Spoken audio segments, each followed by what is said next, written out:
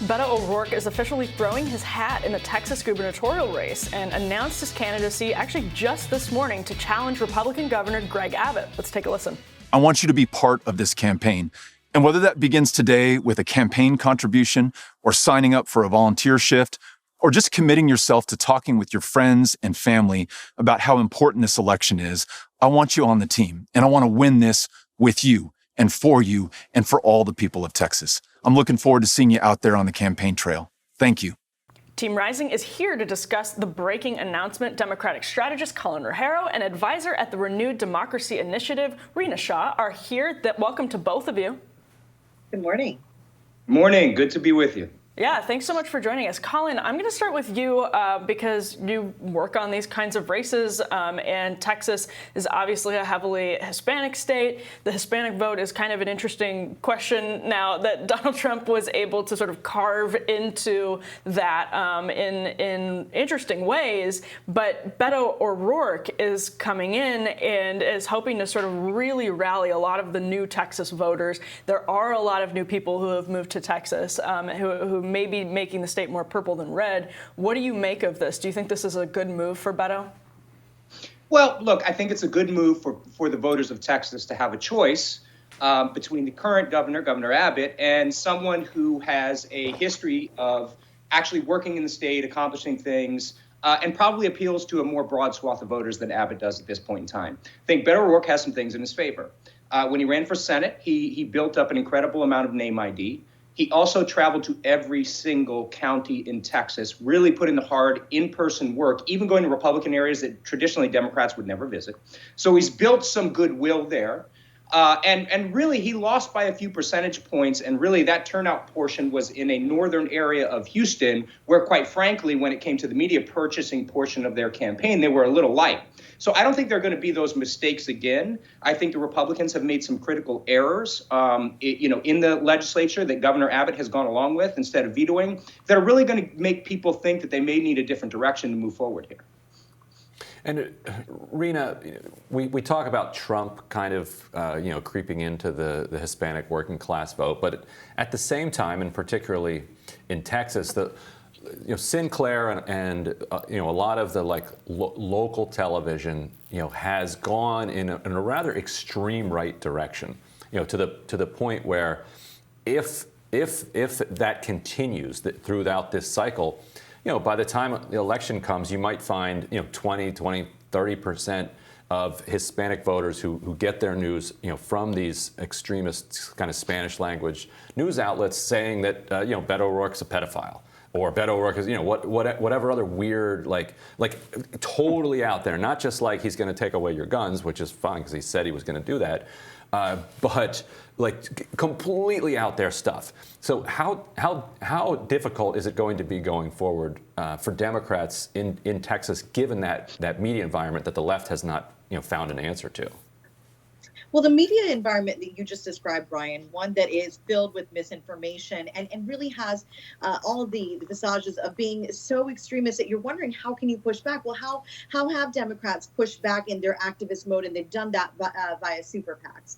And I expect that we'll see so many PACs get involved now that Beto's officially in and do the work, the hard work that means messaging against these juggernauts, which do this on a daily basis, which really do succeed in getting through to your average American that isn't as tuned in, but gets certain messages, latches onto it, and then takes it into their social networks and spreads it like wildfire. So it is a very scary prospect. It creates an uphill battle for Democrats in a state where, I'm not fully convinced is purple, even despite many transplants. But I do see an advantage for Beto here, and it is that goodwill that increased over the course of the pandemic.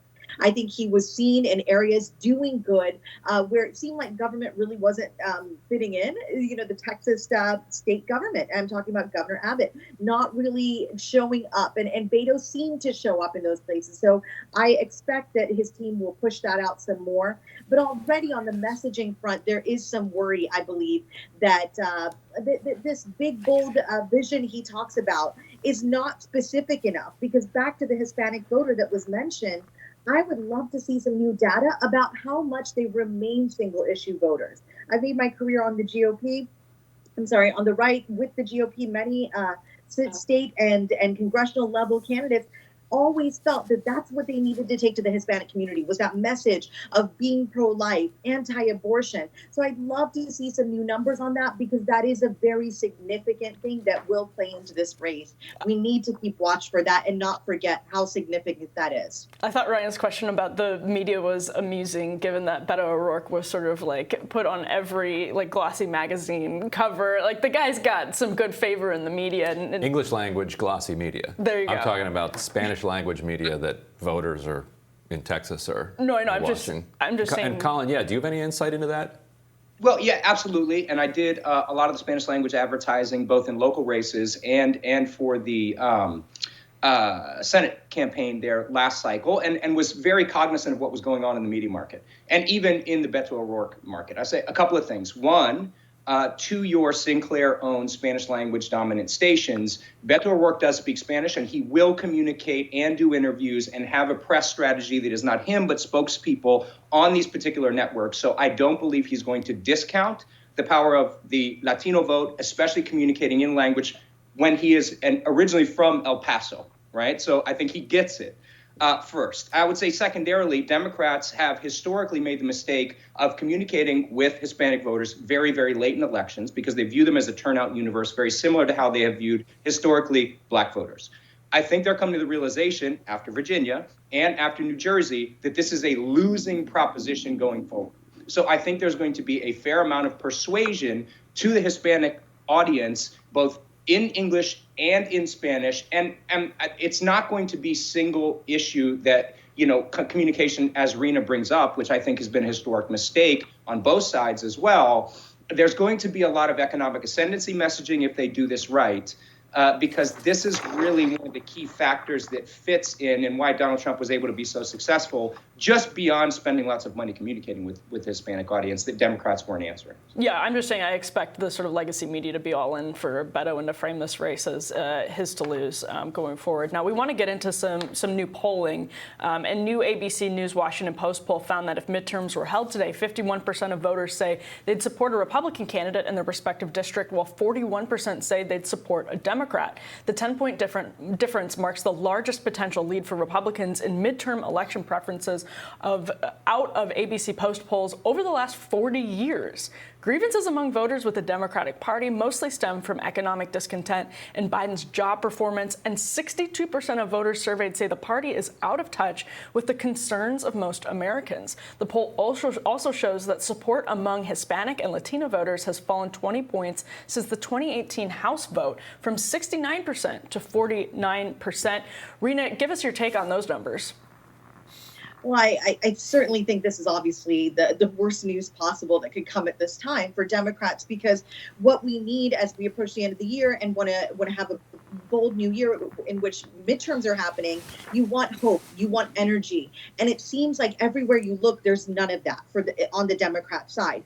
Though Joe Biden has gone into this role of president with all the best intentions. I talk about this with my friends all the time. I genuinely think this man wants the best for this country. And I crossed over from being a lifelong Republican voter to vote for Joe Biden because I genuinely believed his reputation in Washington. I know he wants the best for the country, but he has somehow been almost taken further to the left than most of us realized, actually. We really believed his promise of governing from the center. And that feeling almost leads, I believe, those who look at this from the vantage point of, I wanted to trust this guy, it leaves them feeling almost like they've misplaced their trust. And then also, oh, well, it's just the same old game in Washington again. In Virginia, where I live, the Northern Virginia suburbs, we saw this with Governor-elect Glenn Youngkin. People really wanted something new. And I'm not trying to equate youth and energy. I'm just saying that the appetite for something new is what ushered in Donald Trump. And I think right now, everywhere you look, there's a deficit of leadership on both sides of the aisle. So there's a question of where do we place our trust for the average voter? And I think for Hispanic voters, though I am not one, I'm an Asian American voter, there is a sense that why don't I just go back to the issue I care about? And I really think we ought to be talking about that single issue again. I cannot believe in the year 2021, we are talking about abortion the way we do, whether it's at a state level or the federal level. It's really quite fascinating, and we need a deeper dive in the states to talk about what the repercussions are for candidates. Well, and Colin, you hear that argument a lot lately in Washington that Biden is doing too much. We're going to have polling later in this program that shows that actually only 20% of voters agree with that statement, and the vast majority say no.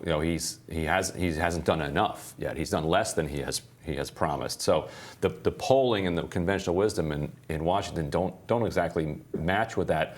What do you think accounts for the low approval ratings since the Afghanistan withdrawal? And is there time for him to turn this around? And if not, is a candidate like Beto just dead in the water? I think to answer your question, there are multiple parts of the challenge that has created the low polling numbers. But I do want to give a nod to my colleague Rena, especially around issues like abortion. And after the Virginia election, I talked to a very dear Republican friend, and we came up with kind of the saying that said, look, you guys are spending way too much time talking about abortion as an issue and why someone needs to work 3 separate jobs to actually be able to afford one. And therein lies some problem, and I think that's true. Now, why Joe Biden's approval level is slipping it's multifaceted, as I said, but let's start with the base problem. Okay, Democrats historically spend a whole lot of time governing and trying to get things done for the country and very little time communicating. Meanwhile, the Sinclair and other Republican echo chamber and media universe that vastly outweighs the Democratic one or the left-leaning ones is always attacking him. It's attacking him nonstop all the time and putting forth issues that are basically trying to drag him down. Now, you have a combination of Joe Biden not talking and his administration not talking regularly in powerful ways about how good the economy actually is doing in comparison to where it was a year ago, and a media narrative that's running against him 100% of the time. And you end up with people with opinions that are actually not very accurate. The media narrative is against Biden 100% of the time? Is who? Against Biden 100% of the time? No, I don't think the overall media universe is, but there is certainly a Republican and right-wing and conservative media echo chamber that we all know exists. Oh, that I see what you're saying. Down there, daily, and we're not accurately answering that from the Democratic side. We know this is going on, yet we're spending time governing and not communicating about the things we're actually doing, and that creates real problems when people are not actually aware of the good things that are going on. And you have seen a very public fight on the infrastructure bill between the progressive wing of the party and the more moderate wing of the party, right? This has been very public and ongoing, and it was 2.5 months of talking about how the fact they couldn't come to an agreement and highlighting, the more left-leaning progressive positions that people were trying to put in the infrastructure bill, the initial phase of the Build Back Better plan. So if you put all of those things together, ice the cake with a really poorly executed Afghanistan withdrawal, then you've got this mix of factors that really puts them in a disadvantaged position. Can it be turned around? Yes, but there has to be a very clear, very active communication plan to talk about the positive things that are happening, have happened, and will happen in the future. Without that, without communicating, you're just letting that right-wing echo chamber define the narrative, and Democrats then have to try to battle out from underneath it. I don't think Republicans have any control to define the narrative, just for the record. Right. Well, look, when you talk to voters in South Dakota and their number one issue is immigration at the southern border, clearly somebody's winning the communication here because it's not something that actively affects them. Oh, I disagree. I think they really have a very real reasons to see that it affects them. Such as? Well, the economy. I mean, they feel insecure in their communities. Like they have very real. Whether or not you agree with them, I think they have very real. Insecure in their communities based on what? Well, their own workforce. That's what I mean. People are genuinely concerned. I'm not saying that I think what you're saying is that the fears are illegitimate or the anxieties are illegitimate. But I do think people in every state have good reason to be concerned about the border and have good reason to be concerned about the fact that it's not being attended to. I don't think it matters whether you live in South Dakota or Arizona. I certainly think it does when people in Arizona and Texas are actually, as a voting bloc, according to polls, far less concerned than people who don't experience it all the time. It's because it's a trumped up issue, and literally trumped up, that was a pun intended, to create fear. around other people who you don't know. And the Republicans have been historically very good at this. But the border is an important issue for people for good reason. Anyway. The South Dakota Hispanic population is 33,018. So it's hard to see how that kind of creates a material reality on the ground. That even if you hate all 33,000 of those people, you're unlikely to even see such a small percentage. But that's not what it's about, and this is what, and we have to wrap, we're being told to wrap, but this is what a lot of people missed, I think, in 2016, that people feel very strongly about the border because it's about the country to them, and it doesn't matter to those voters whether they're in South Dakota or Arizona. That's what I'm saying. Anyway, great insights. Sorry that we couldn't go deeper into this. Rena and Colin, thank you so much. Thank you. Always a pleasure. Thank you. Really appreciate it. We will have more Rising after this.